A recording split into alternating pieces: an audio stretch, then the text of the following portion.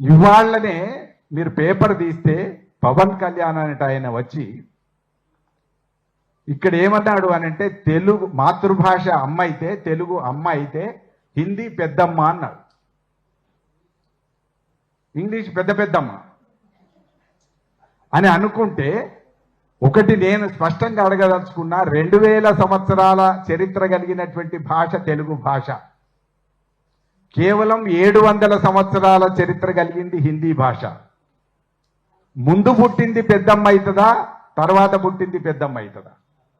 కనీసం వయసు రీత్యా చూసైనా కూడా మాట్లాడవలసినటువంటి ఒక సందర్భం ఉంటే పవన్ కళ్యాణ్ లాంటి వాళ్ళు కేవలం రాజకీయ సమీకరణాల్లోంచి వాళ్ళు భాషను రుద్దేటటువంటి ప్రయత్నం ఒక తెలుగువాడయ్యి ఉండి పెద్దమ్మని అనడానికి కనీసం చరిత్ర అన్న తెలుసుకోవాల్సినటువంటి అవసరం ఉంది. 2000 సంవత్సరాల చరిత్ర తెలుగు భాషకి. ఇవాళ తెలుగు భాషకి ప్రాచీన భాషా హోదా కూడా ఉన్నది, హిందీ భాషకు లేదు, ఉండడానికి దానికి వయసు లేదు.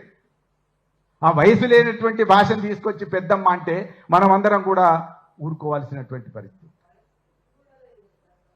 దొంగతనంగా.